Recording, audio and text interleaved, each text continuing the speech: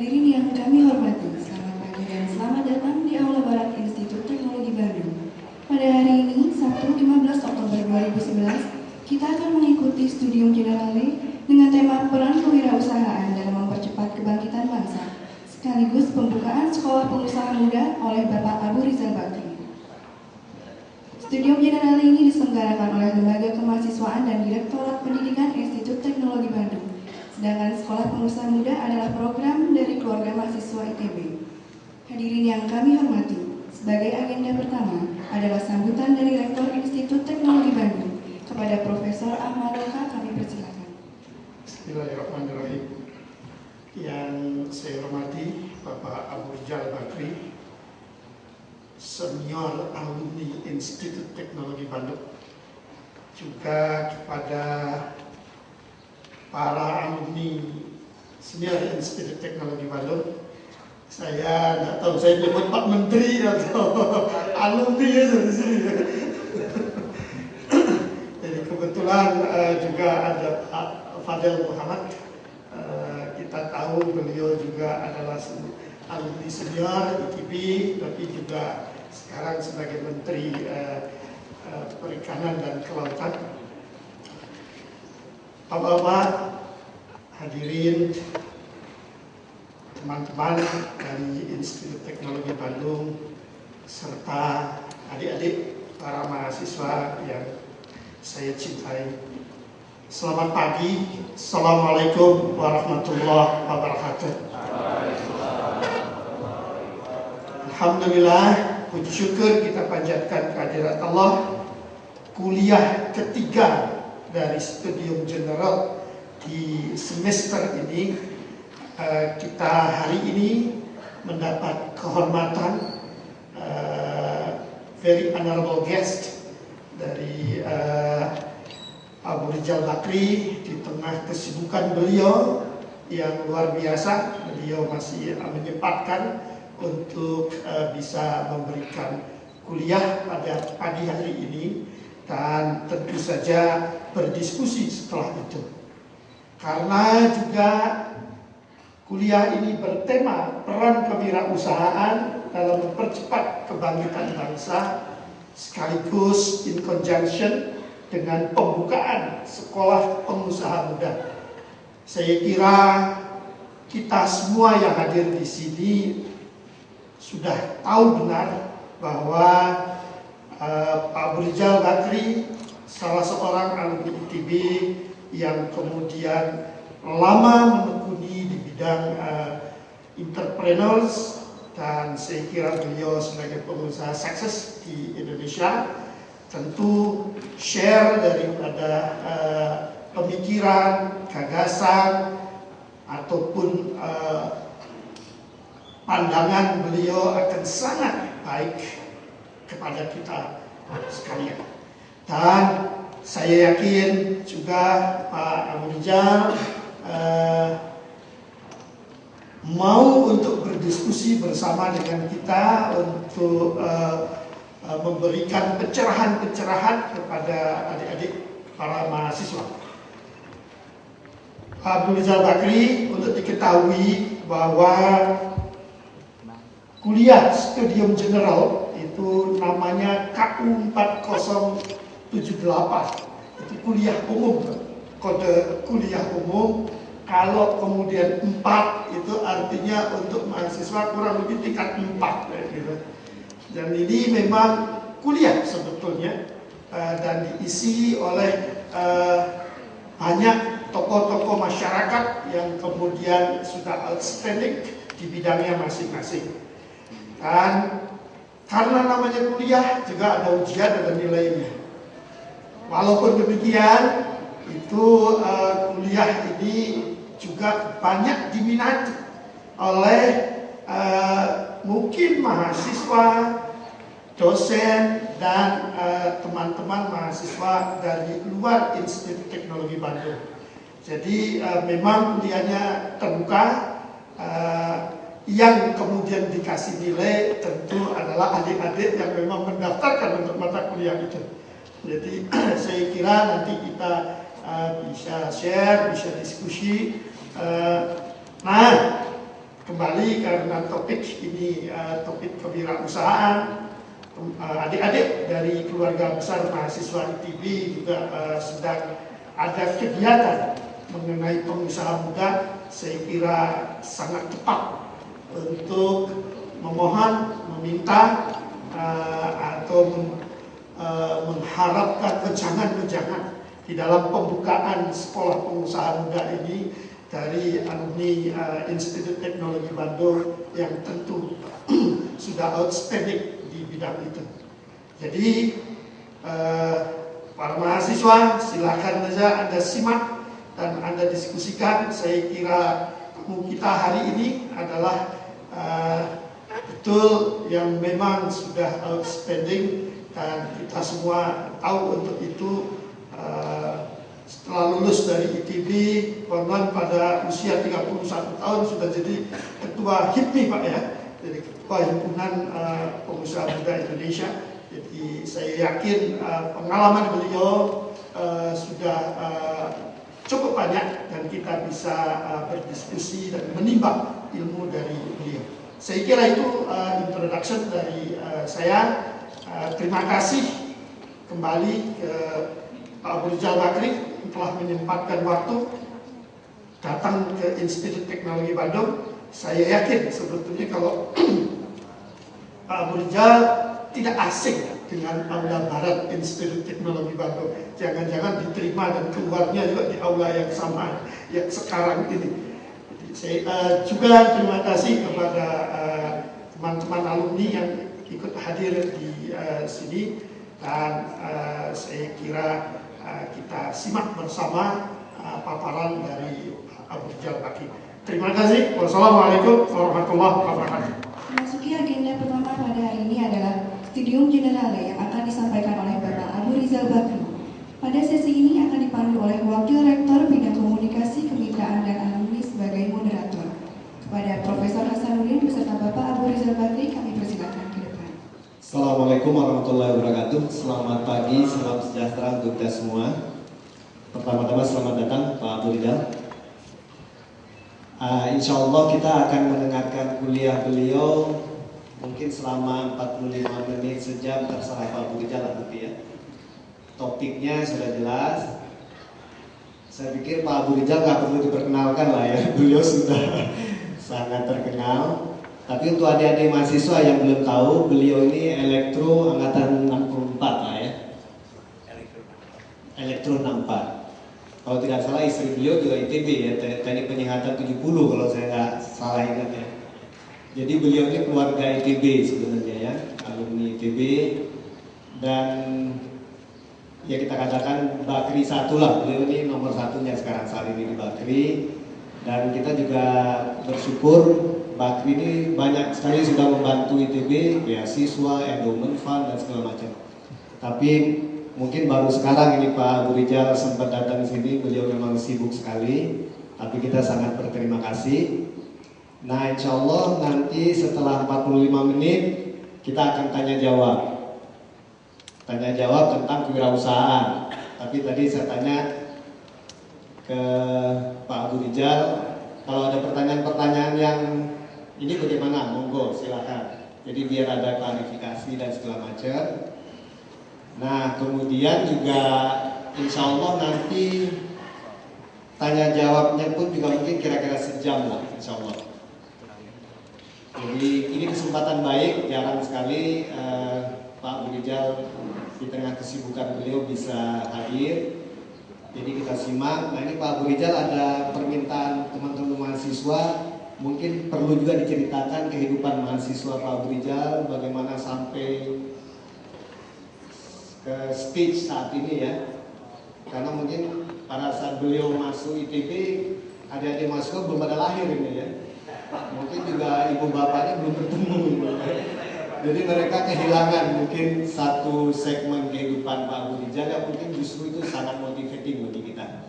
Mungkin gitu saja Pak Abu Rizal, silahkan. Waktunya 45 sampai 1 jam Pak. Assalamualaikum warahmatullahi wabarakatuh. Yang saya hormati Kepala Rektor ITB, Profesor Ahmad Roka, Ketua Majelis Guru Besar, Prof. Haryono Cokronegoro,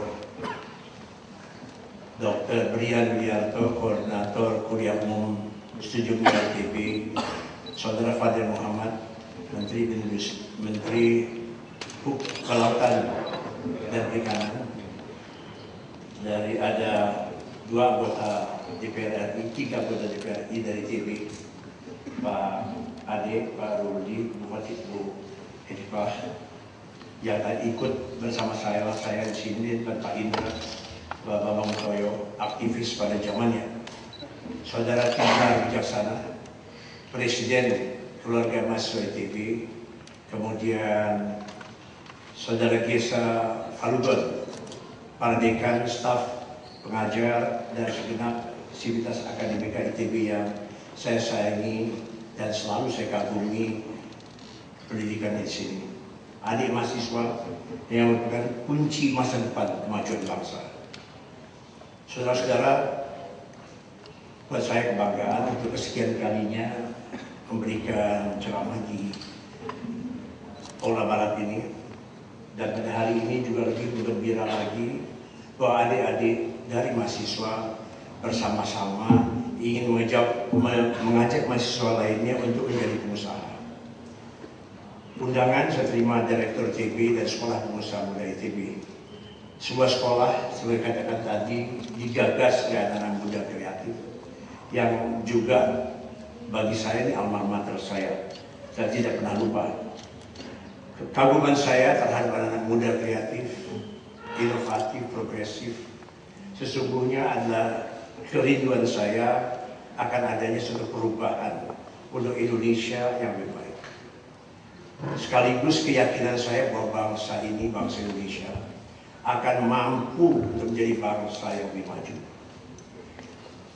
Keyakinan ini penting ada di sekalian, bahwa bangsa Indonesia bisa lebih maju dari sekarang. Keyakinan ini penting untuk saya kemukakan. Keyakinan dan rasa optimisme adalah separuh dari keberhasilan. Tentu kalau kita berbicara pada satu ridho dari Allah Subhanahu wa Ta'ala, tentu 100% dari beliau. Sebagai manusia, saya katakan optimisme ada 50% dari keberhasilan. Karena itulah saya tidak sepakat dengan orang-orang yang selalu menjelek-jelekan bangsanya sendiri, apalagi di luar negeri. Seolah-olah bangsa ini bangsa yang terpuruk, bangsa yang gombal, bangsa yang hanya bisa mengeluh, dan lain sebagainya. Saya selalu mengatakan bahwa Indonesia adalah suatu negara yang bisa maju, dan bangsa Indonesia bisa bersaing dengan bangsa-bangsa lain di dunia.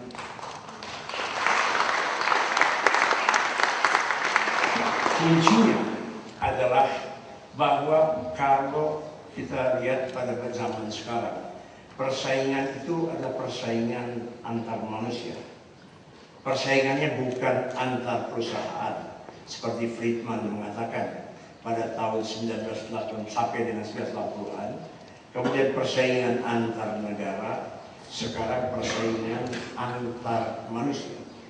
Sehingga manusia-manusia di Indonesia akan mampu berkompetisi secara langsung dengan manusia-manusia dimanapun di seluruh dunia, asalkan dia mempunyai keyakinan untuk bisa mengalahkan mereka dan bersaing dengan mereka. Pendidikan adalah sebuah tool, sebuah alat, suatu keharusan bagi kita untuk mengenyam pendidikan itu. Tapi pengalaman tidak akan bisa mengalahkan pendidikan. Pengalaman sama pentingnya dengan pendidikan, bahkan lebih besar artinya daripada pendidikan itu sendiri. Saudara-saudara sekalian, saya membaca pidatonya Steve Jobs pada saat satu di Stanford. Beliau memberikan ceramah yang ceramahnya sangat menarik dan berbicara tentang, pertama bicara tentang titik-titik dots yang dihubungkan dari mulai awal sampai kepada keberhasilan dia. Dia berbicara tentang kematian dan menyatakan kematian itu biasa dan akan kita hadapi.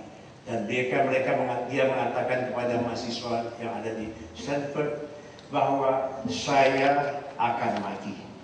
Dan saudara-saudara pun pada waktunya akan mati. Karena itulah bila saudara-saudara dalam kehidupan yang sangat singkat itu, dia mengatakan lakukanlah apa yang sekalian senangi. Jangan, kalau bahasa kita, menari di gendang orang. Jangan mengikuti kemauan orang. Jangan mengikuti apa kata orang. Tapi yakinilah yang kita kerjakan adalah yang terbaik bagi diri kita, bagi keluarga kita dan bangsa negara Indonesia. Kalau itu kita miliki, maka ke depan kita akan terus-menerus bisa melampaui krisis demi krisis, kesulitan demi kesulitan yang akan Anda hadapi bila adik-adik sekalian masuk ke dalam masyarakat. Pada waktu masuk ke masyarakat, kita bangga sebagai seorang insinyur ITB, dan masyarakat tidak akan melihat itu. Yang dilihat adalah apa kontribusinya bagi masyarakat dan bangsa dan negara. Kontribusinya apa? Sekarang kita bicara, pada kesempatan ini bicara mengenai pengusaha muda. Yang ada sekolah pengusaha muda, saya angkat topi. Saya juga begitu. Saya masih di ITB pada waktu itu. Kerja saya adalah sekolah, organisasi, yaitu saya ketua Himpunan Mahasiswa Elektro, salah satu ketua dari Dewan Mahasiswa ITB. Saya pelatih karate pada saat itu. Saya juga aktivis Masjid Salman. Saya ikut mendirikan Masjid Salman bersama saudara Syarif Tando. Saya mendirikan satu untuk gedung yang di situ untuk serbaguna yang kita adakan Iota atau Beta. Dan kemudian saya juga mulai berdagang. Pertama kali saya dagang adalah bagaimana saya membuat kaos, membuat tas. Kaos itu saya buat di Bandung. Pada waktu itu zaman perang Vietnam tahun 65, itu tahun 67 adalah perang Vietnam. Dan pada saat itu yang banyak di luar negeri yang meskipun kita pada waktu itu tidak tahu artinya, tapi dikatakan dengan bunga, make love not war.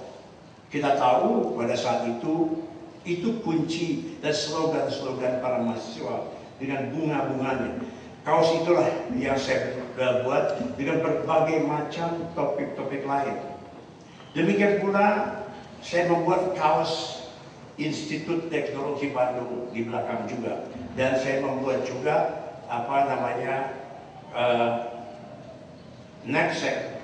Knapsack itu tas yang taruh di belakang. Lambangnya ITB, lambangnya UNPAD, lambang saya jual di UNPAD, di SMA di Jakarta, berapa SMA dan sebagainya. Kemudian kita melihat, saya waktu itu ada satu kesempatan untuk bikin kaos kepada masyarakat. Saya bikin kaos dan bangganya orang-orang itu memiliki satu knapsack dengan motornya. Kemudian ITB, lambang ITB. ITB dulu tahu nggak singkatannya, saudara-saudara sekalian, adik-adik sekalian? ITB, idaman cewek Bandung.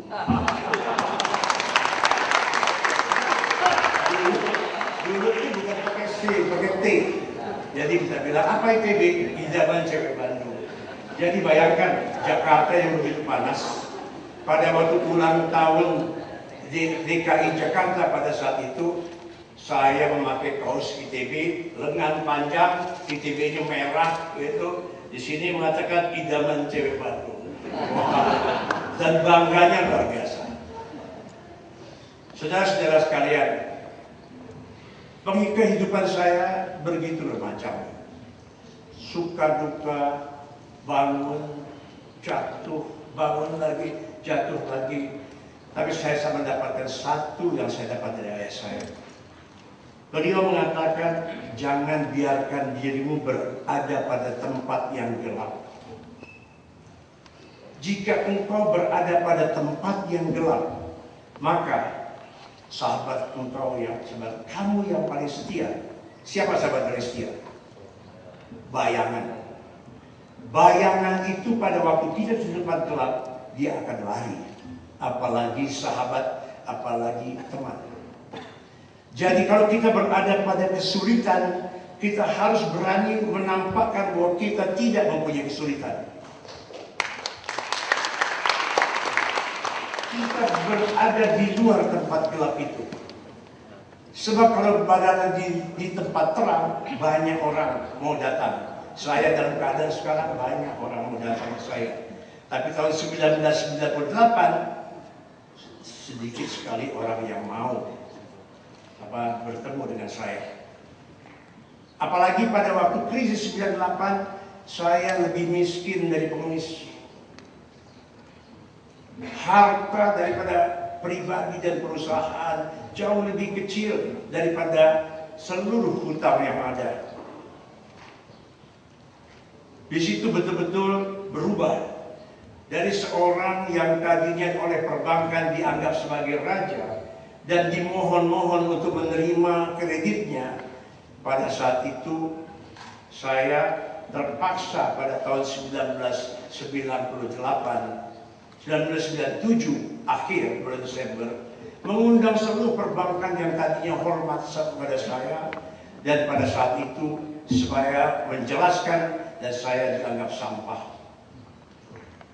Switch dari orang yang mempunyai pesawat pribadi pada tahun 91 sampai 97 kepaksa menjualnya, dan kemudian kita kembali menjadi seorang manusia biasa yang dihina, dikritik dan lain sebagainya, dan kemudian terpaksa berpergian dengan kelas ekonomi. Ketemu dengan beberapa kawan-kawan yang pada saat itu kebetulan dekat dengan Pak Harto. Saya duduk di ekonomi, mereka berkata, "Bang, kenapa nggak duduk di depan saja? Nanti saya tambahkan biayanya." Saya bilang, "Nggak apa-apa." Saya bilang, "Nggak apa-apa kok. Sampainya juga sama. Kamu di depan pasti berapa meter lebih cepat dari saya. Tapi saya sampai, dan saya katakan tidak ada masalah, nggak apa-apa." Dan orang-orang yang pernah saya bantu pada saat itu semua menjelek-jelekkan saya. Itulah dunia. Pada saat kita diketahui berada di tempat gelap, bayangan aja lari. Kalau sekarang kita punya bayangan di belakang, disinari dari kanan, ada bayangan sebelah kiri, sinar dari kiri, bayangan sebelah kanan. Tempat gelap tidak ada bayangan. Padahal dia sahabat yang paling setia. Kemana kita pergi, bayangan ikut. Begitu tempat gelap, bayangan lari. Karena itu adik-adik sekalian, ini satu pelajaran yang saya ingin telurkan kepada adik sekalian, yang akan dan pasti menghadapi kesulitan pada masa-masa depan. Tidak ada orang di dunia yang mulus begitu saja. Orang yang tidak pernah gagal tidak akan pernah berhasil. Dan pada saat gagal, kita hadapi dan jangan lari dari kesulitan kita. Pada 98, saya mendapatkan satu hantaman yang luar biasa, krisis keuangan dan moneter di Asia. Saya lebih miskin dari pengemis, tapi saya tetap tegar. Seorang kawan saya tetap maintenance. Seorang kawan saya dari Amerika Serikat, dia asalnya dulu presiden direktur dari Netherlands Telecom. Kemudian dia jadi chairman dan CEO dari satu perusahaan di Amerika, saya namanya lupa, bukan Qualcomm, tapi ada satu lagi ini besar. Dia spesial datang ke tempat tenis saya, selesai tenis saya, dia hanya mengatakan simpati karena saya sudah habis-habisan sama sekali. Dia bilang, "Ical, bagaimana kamu kok masih bisa main tenis? Kenapa masih bisa main tenis?" Saya katakan, "Kenapa saya tidak bisa?" Dia bilang, "Uang kamu tidak ada sama sekali, kamu lebih miskin dari pengemis. Kenapa kamu bisa main tenis?" Saya bilang begini, waktu dulu saya juga tidak pernah mendapatkan tumpukan uang, tidak pernah melalui tumpukan uang. Yang ada adalah hanya angka-angka di bank. Sekarang pun saya mempunyai angka-angka di bank, dan angka bedanya cuma satu, dulu positif sekarang negatif.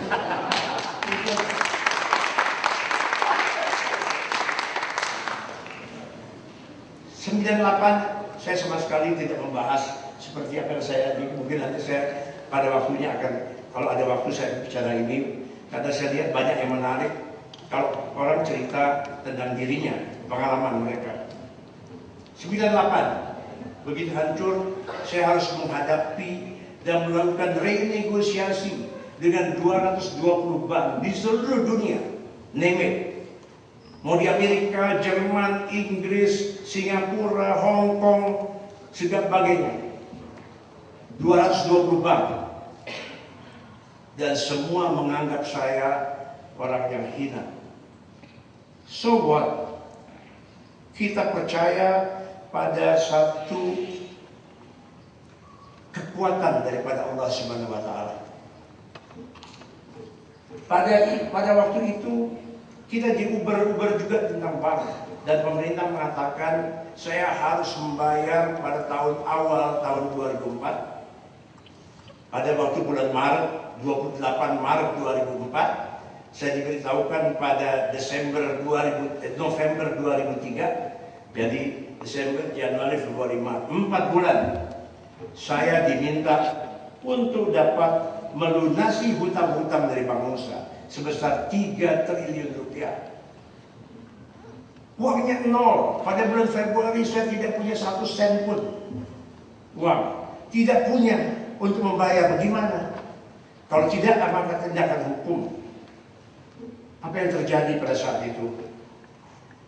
Saya bicara dengan adik saya bilang, dan ini saya minta saudara perhatikan.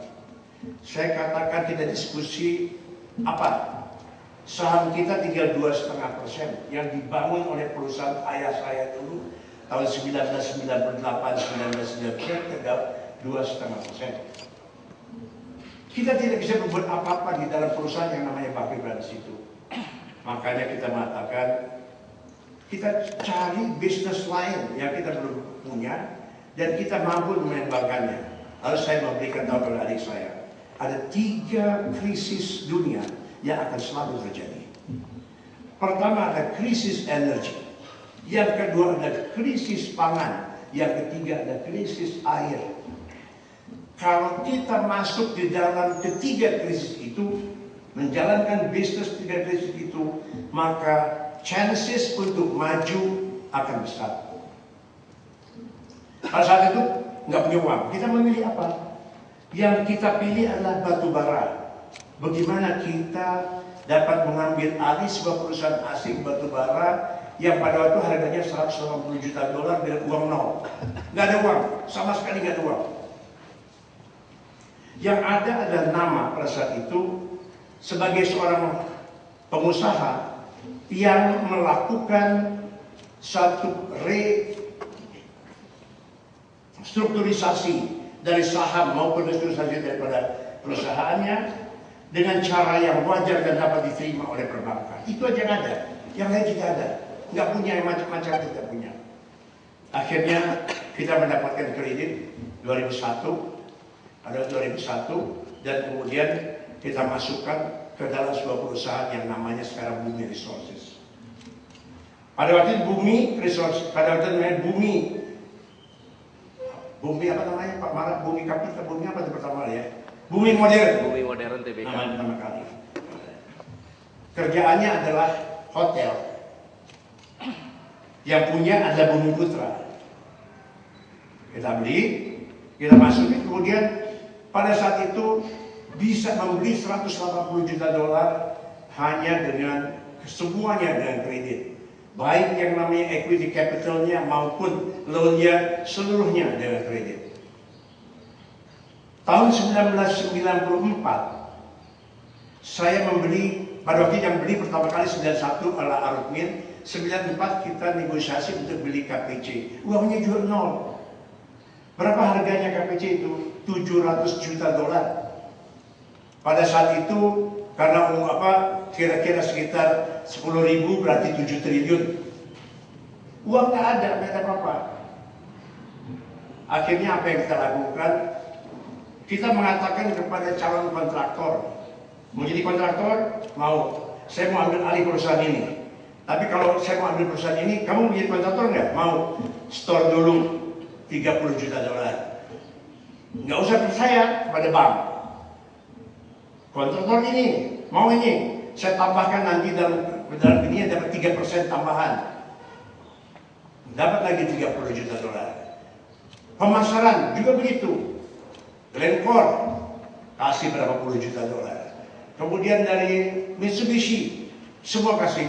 Akhirnya total pada waktu itu total loan adalah 445 juta dolar. Sedangkan equity capital pada waktu itu adalah 300 juta dolar. Uang nol. Jadi kita ijonkan, perusahaan orang itu kita ijonkan, kita bukan perusahaan saya, perusahaan orang. Kalau saya bisa beli, kamu dapat ini. Tapi store dulu. Store-nya nggak ke saya. Akhirnya yang 300 juta dolar saya bisa dapat dari seperti itu. Pada saat mau melakukan satu transaksi detailnya, menjadikan deal itu, maka kurang pada saat itu kurang 6 juta dolar. Kurang 4 juta dolar. 700 juta semua satu adalah kita izinkan pekerjaan-pekerjaan itu yang kemudian dari bank-bank asing, bank negara di Indonesia tidak diperbolehkan untuk memberikan kredit pada itu kepada Bakri. Kemudian pada saat itu kurang 4 juta dolar. Saya cari uang kemana-mana ke teman-teman, nggak ada yang mau ngasih. Maklum namanya orang lagi susah, nggak ada yang mau ngasih orang lagi susah. Jadi orang dikasih payung kalau lagi terang. Kalau hujan, payungnya dibiarin kita basah-basah. Jadi pada waktu itu kurang 4 juta dolar. Akhirnya saya lagi di Jakarta cari pinjaman dan sebagainya. Ngimpi mau 700 juta dolar, beli 700 juta dolar, uangnya 4 juta aja gak ada. Saya ditelepon adik saya, Nirwan dari Singapura. Dia bilang banknya mau kasih saya uang, mau kasih kita uang tambahan 4 juta dolar. Tapi dia minta bahwa saham kita dibeli dengan harga jauh lebih rendah. Sehingga begitu dia kasih, dia untung 20 juta dolar. Dia kasih 4 juta, lalu adik saya itu adalah nanya pada saya, gimana menurut abang bagaimana? Saya jawab, kalau hati saya sih nggak ngasih. Masa kasih 4 juta dolar immediately pada hari itu juga sudah untung 20 juta dolar. Hati saya nggak ngasih. Apa jawab adik saya pada waktu itu? Adik saya mengatakan, heart is only for lovers, sir. Only for lovers. Yang lain tidak perlu heart. Lalu saya bilang, oke, accept. Dan pada saat itu langsung kita dapat memiliki suatu pertambangan yang luar biasa besarnya yang kemudian namanya KPC itu. Saudara-saudara, apa yang kita petik dari sini?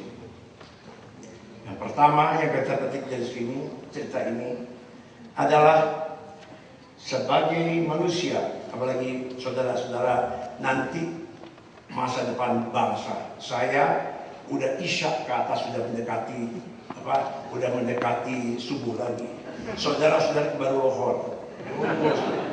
Masih banyak, masih panjang setelah hidupnya. Yang kita petik di situ, kita lihat tren dunia.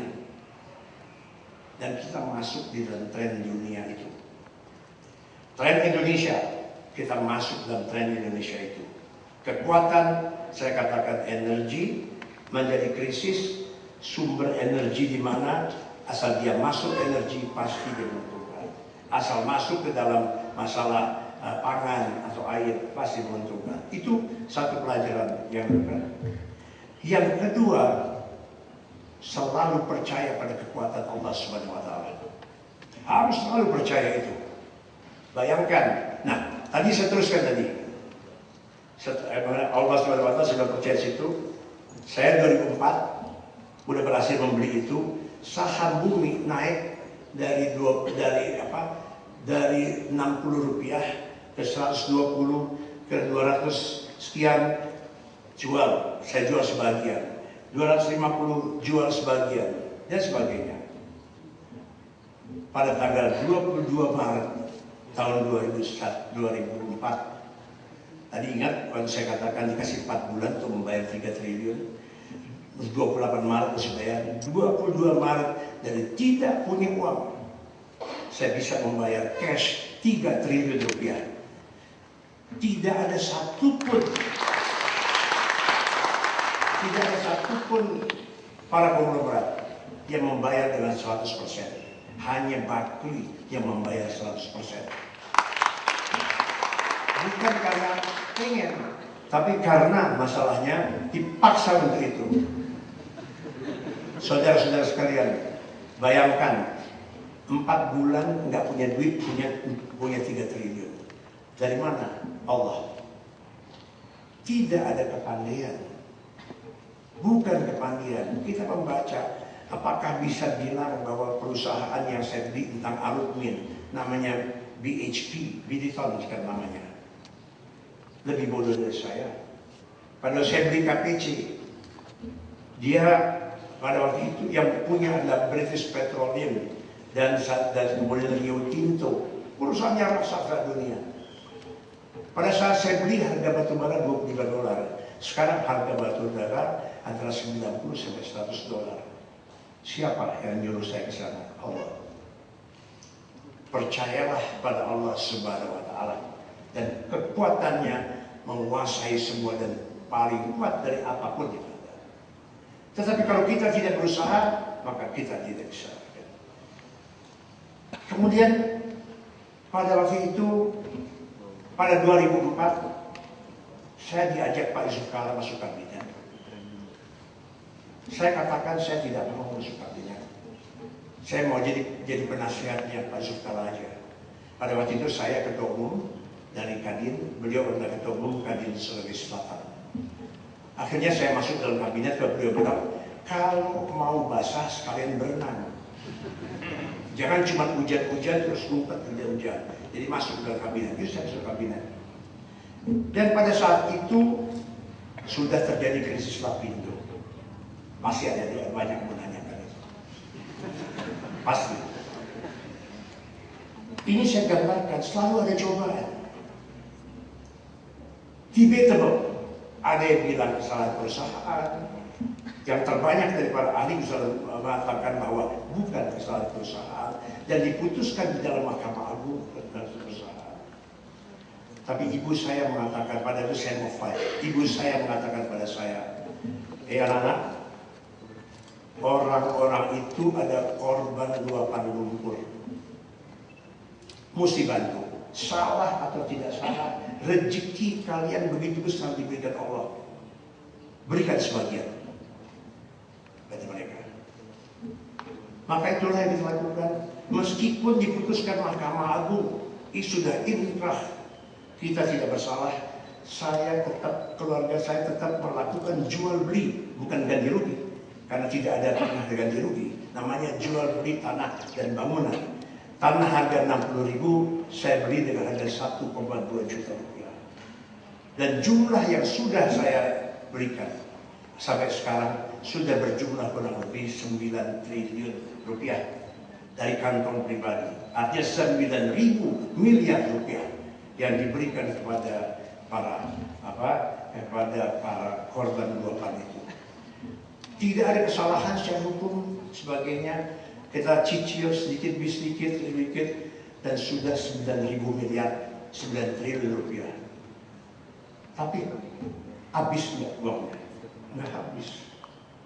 Artinya, kalau kita diberi kepada Allah rezeki, kita berikan sebagian pada orang lain, Allah akan tetap memberikan lagi rezeki kepada Allah. Saya bukan ceramah Jumat, tapi ini pengalaman pribadi saya. Saya pernah pada waktu tahun 89, itu saya waktu 85 membeli perusahaan yang namanya dari satu Union Royal Plantation di Sumatera Utara. 85, 89 mau beli lagi Goodyear. Harganya $65 juta. Tiba-tiba ada penyakit AIDS. Semua orang pakai karet, dari mulai kondom sampai sarung tangan ini semua gitu. Harga karet naik dari $1 menjadi $3 pada saat itu. Goodyear mengatakan naik $90 juta. Dari 65, 55 jadi 90.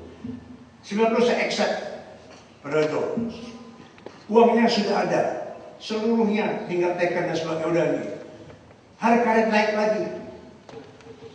Gujir membatalkan sepihak. Saya sampai sholat dan tanya pada Allah, salah saya apa? Pada waktu itu tidak ada jawaban. Tapi kemudian yang paling menarik, 6 bulan setelah itu harga karet turun dari $3 menjadi 60 sen. Artinya kalau saya beli perusahaan itu dengan harga $90 juta, saya nggak bisa kembalikan utangnya. Siapa yang yang memotong jalur itu? Uang sudah ada, kontrak sudah ada. Siapa? Allah. Kehidupan saya penuh dengan satu rezeki seperti itu. Kita bekerja dengan baik. Tetapi tentu ada cobaan-cobaan untuk membuat kita tidak sombong. Kemudian pada tahun 2008 terjadi krisis baru yang diakibatkan oleh krisis pemberian bantuan keuangan kepada perumahan di Amerika Serikat. Mengobarkan segala macam hancur. 2008 kita juga terkena imbasnya. Terpaksa menjual sebagian sahamnya. Kewajiban jual beli Lapindo kita cicil terus. Insya Allah tahun depan akan selesai. Tahun ini akan kita bayar dengan 600 miliar. Tahun ke depan akan tambah lagi dengan 600 miliar rupiah. Dari mana? Dari kantong pribadi. Karena perusahaan Lapindo itu perusahaan kecil. Sehingga dengan mudah sebetulnya kita katakan saja perusahaan, kita bangkrutkan perusahaan itu karena tidak mampu membayar jual beli itu. Selesai. Karena apa? Karena ada undang-undang perseroan terbatas yang mengatakan kewajiban pemegang saham berperseroan terbatas hanya sebatas berapa saham yang dilakukannya. Tapi tidak lakukan itu. Memang yang mendesak pada saya adalah ibu saya. Kalau bagi saya, perintah ibu adalah titah raja. Ibu mengatakan apa harus kita lakukan. Jadi saudara-saudara sekalian, turun naik selalu ada dalam kehidupan ini. Tidak mungkin tidak ada. Apa yang saya ceritakan ini cerita benar. Bukan cerita yang dikarang. Yang bagi orang yang tidak percaya pada kekuatan Allah, mereka mengatakan luck is when preparation meet opportunity. Artinya luck itu apalagi ya, hoki itu kalau preparation bertemu dengan kesempatan. Kalau persiapan bertemu kesempatan itu namanya luck. Tapi waktu saya cerita pada sebuah surat kabar besar di luar negeri tentang kekuatan Allah itu seperti itu, mereka ketawakan saya. Yang satu lagi tahun 2005, saya memberi saham Freeport 1991. 1995 Pak Harto bilang harus jual pada pasar. Saya bilang nggak mau, harus. Karena pada waktu itu banyak sekali kejadian di mana saya melawan pada saat itu kekuasaan. Jadi pada 1995 dipaksa akhirnya saya jual. Harganya $30 per saham. Saya dipaksa jual, saya jual. Bayangkan, percaya atau tidak? Dalam waktu 3 bulan, saham $30 itu tinggal $6. Saya dibayar dengan $30, yang terima, yang beli itu sahamnya tinggal $6. Siapa yang ngatur itu? Apakah Abu Rizal Bakri tahu? Abu Rizal Bakri tidak mau menjual saham Freeport itu. Dipaksa jawab. Kenapa bisa begitu? Saya ketika dikatakan penipu. Tidak. Jadi saudara-saudara sekalian, kehidupan saya penuh dengan seperti itu. Dan itulah yang akan terjadi bila saudara-saudara menjadi pengusaha nanti. Saudara-saudara tidak bisa memberikan proyeksi, harus semuanya untung. Saya ingat pada waktu itu mau beli saham Uni Royal tadi, kredit dari Bank Widaya. Pak Umar Abdullah tanya sama saya, punya equity-nya berapa? Saya bilang saya punya $14 juta. Padahal kita nggak punya, nol. Yang $14 juta di mana? Uang di dalam perusahaan itu. Di dalam perusahaan yang mau beli ada 14 juta. Terus dapat kreditnya, saya mau presentasi. Lalu katanya, udah Pak, masih. Lalu katanya pada waktu itu Pak Semadikun almarhum baru almarhum mengatakan proyeksi itu udahlah, you bikin seperti apa bisa aja, bisa bagus sekali. Tapi kemudian nanti belum tentu, barangkali turun naik. Jadi saudara-saudara sekalian, pesan yang saya sampaikan tadi, selalu berusaha, selalu berdoa kepada Allah Subhanahu wa Ta'ala, dan jangan malu kalau kita jatuh. Jangan kemudian kalau jatuh pengen jadi bupati, jangan. Banyak yang begitu, banyak sekali. Ah, susah, nggak punya duit lagi sama sekali. Saya jadi politisi. Hindarkan itu. Apalagi sekolah pengusaha muda yang saya sampaikan, yang pada saat ini diresmikan angkatan keduanya. Saya harapkan adik-adik kalau mau berpikir betul, jadi pengusaha. Kalau mau jadi guru yang baik. Selalu harus nomor 1. Kalau mau jadi olahragawan, jadi olahragawan nomor 1. Bikin, Anda rencanakan. Saya lulus SMA tahun 64. Kita bikin satu kertas di lem. Masing-masing itu. Masing-masing teman-teman. Itu 64. Tahun 98 kita buka kertas itu. Ada yang sudah meninggal sebagainya.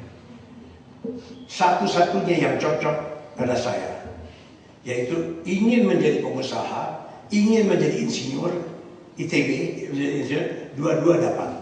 Ingin menjadi pengusaha. Yang lain ingin menjadi Pak Soekarno, tiba-tiba jadi pengusaha besar gitu. Padahal Bung Karno sifat bukan begitu. Lalu ingin menjadi komunis, tiba-tiba jadi kapitalis gitu. Saya konsisten di situ. Jadi saudara-saudara sekalian, itu cerita yang ingin saya sampaikan pada adik-adik sekalian.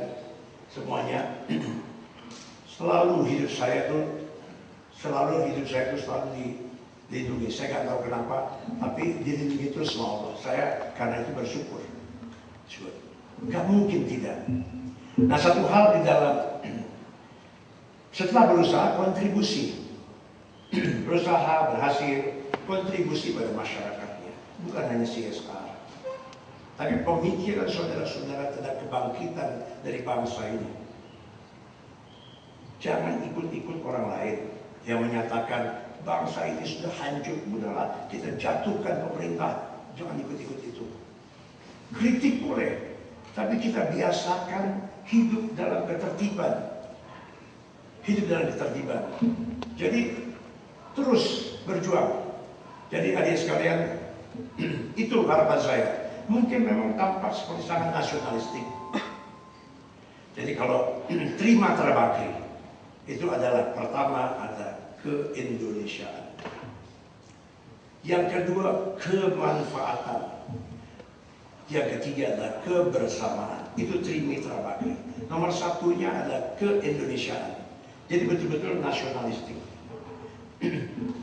Adik sekalian, kalau kita lihat pada paper yang saya siapkan ini, ada satu hal yang ingin saya sampaikan mengenai jumlah wirausaha yang sangat kecil. Jumlah wirausaha itu kalau kita lihat untuk usaha mikro kecil mencapai 34 juta sampai 50 juta mikro kecil. Jadi dan kemudian kalau kita lihat maka usaha besar hanya 0,01%. Artinya apa? Artinya pertumbuhan ekonomi Indonesia itu ditopang oleh pengusaha menengah kecil itu.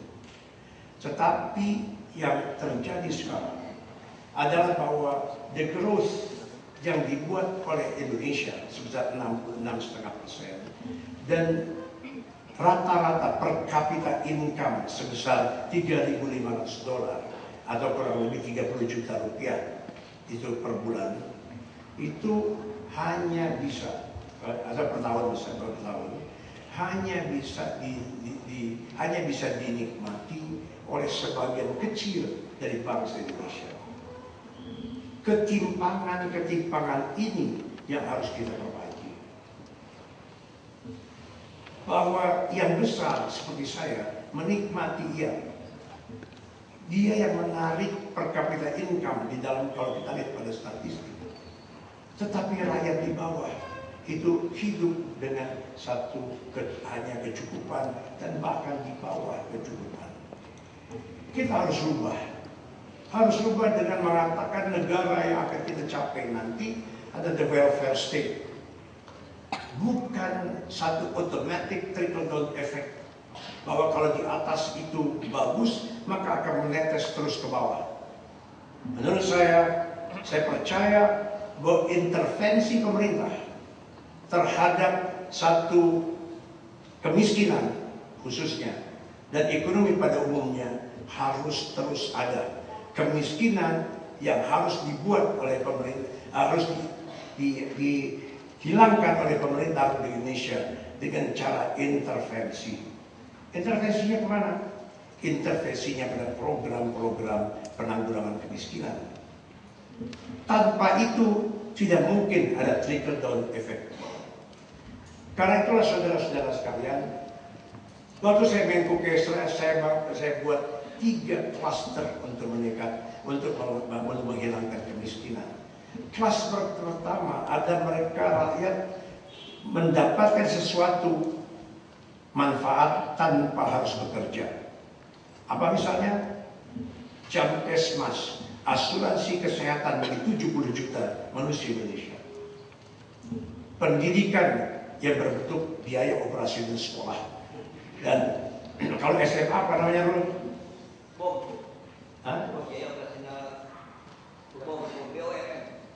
Ya, untuk SMA ada sebagian. Jadi keluarga tidak perlu bekerja, mereka menerima itu. Pada klaster kedua, kita buat namanya program nasional pemberdayaan masyarakat. Pemberdayaan artinya memberikan dia supaya bisa berdaya. To give them hope. Caranya gimana? Caranya membuat program-program di pedesaan, terutama infrastruktur pedesaan, dan yang bekerja adalah orang-orang desa itu sendiri. Uangnya dari mana? Pasti dari. Tapi pemerintah harus bisa memberikan satu struktur perkreditan yang jauh lebih baik, yang sekarang menambah jumlah perkreditan yang ada. Ke depan saudara-saudara sekalian, satu lagi mindset yang saya harapkan kita rubah. Mindset ini saya temui pada saat saya mau menikah. Istri saya orang Jawa, neneknya lebih Jawa lagi. Saya bilang saya mau melamar, nama istri saya Tati, ada teknik penyihatan. Terus kata dia bilang, neneknya bilang, apa pekerjaan kamu apa? Saya wira swasta. Apa itu wira swasta? Saya katakan, supaya gampang, berdagang lah. Dagang ojo, dagang itu maling. Mindset seperti ini masih ada. Dan kalau kita di masyarakat yang sangat mengkhawatirkan, mindset yang ini, kalau asing besar dalam ekonomi Indonesia itu biasa. Kalau warga negara Indonesia yang keturunan asing besar itu biasa. Kalau warga negara Indonesia asli besar, maka mindset orang-orang di kita adalah pasti ada korupsinya. Kenapa dia bisa besar? Dicurangi terus begitu. Di mindset ini kita rubah. Kita, saudara-saudara sekalian, tidak boleh membedakan antara yang keturunan asing atau keturunan Indonesia. Siapapun berhak untuk menjadi besar. Dia bekerja, dapat ridho Allah SWT, dia punya satu visi ke depan, dia berhak. Itu mindset pertama yang harus kita rubah. Kewajiban kita bersama-sama. Sudah berbeda sekarang, tapi belum sepenuhnya. Masih ada satu pertanyaan, kalau ada orang Indonesia besar, pasti pertanyaannya, kenapa dia bisa jadi besar? Pasti ada sesuatu di belakang itu. Yang kedua, adalah satu mindset yang berkaitan dengan itu, bahwa kalau keseluruhan ekonomi Indonesia umumnya dikuasai oleh asing, nggak apa-apa. Perbankan 80% dikuasai asing, nggak apa-apa. Kemudian energi 80% dikuasai asing, nggak apa-apa. Itu tidak boleh. Indonesia yang begini kaya harus bisa tegak dan mandiri, dan pelaku-pelakunya adalah orang Indonesia sendiri.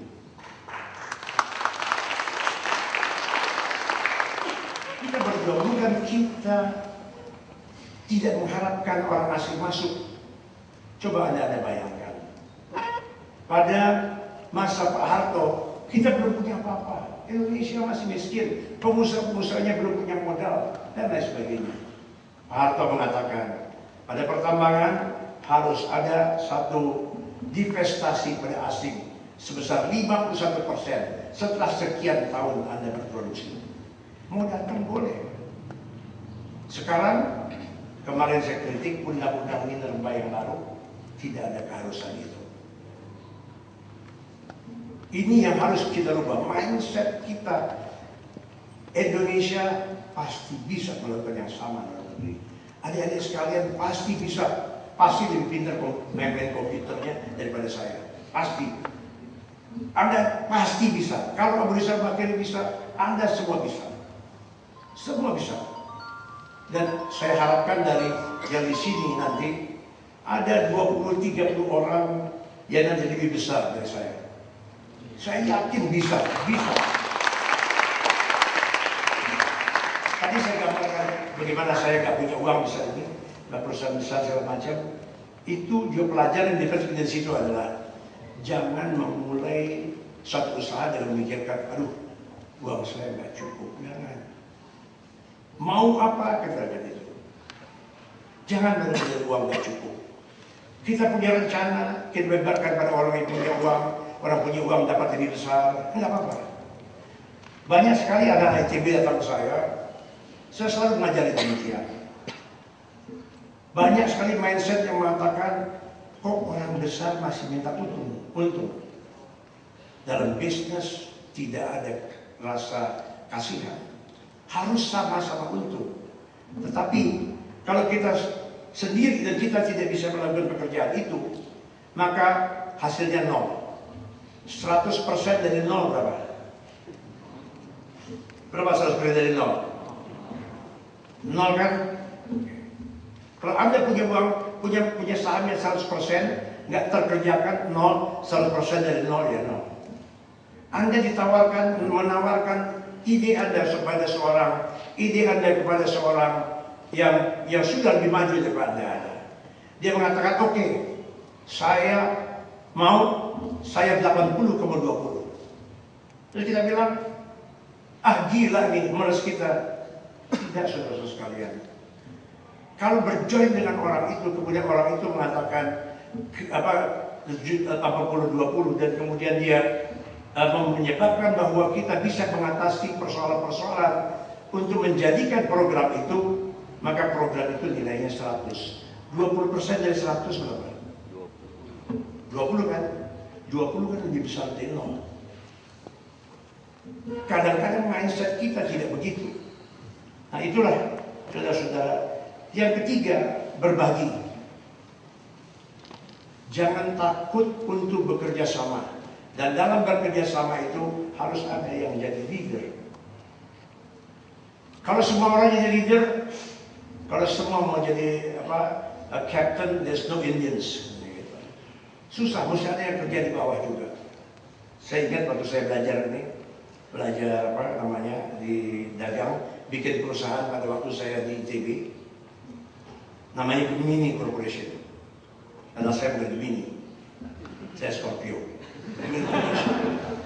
Terus kemudian itu saya berdua sama teman saya, namanya Andi Astrahandi, juga lulusan ITB. Tanya sama Andi, tahu Andi ya? Di direktur sama manajer tinggian mana? Gitu kan? Nggak tahu soalnya waktu itu, betul-betul nggak tahu direktur tinggian mana. Dia bilang direktur gitu. Ya sudah, kalau gitu gua direktur, lu manajer. Anggotanya nggak ada. Itulah saudara-saudara sekalian, beberapa yang saya ketik, masih banyak sebenarnya yang saya ingin sampaikan pada dia sekalian. Saya janji tadi kan sudah bilang dari keluarga mahasiswa maupun dari sekolah pengusaha muda ini, saya janji katanya mau diskusi mengenai bisnis. Saya sediakan waktu, tapi jangan banyak-banyak. 20 orang, 10 orang itu cukup. Nanti Pak Fadil juga bisa kasih lagi waktunya pada semua itu untuk pengusaha-pengusaha itu. Jadi saya ucapkan terima kasih undangan-undangan dan saya bangga sama kalian. Terima kasih. Assalamualaikum warahmatullahi wabarakatuh.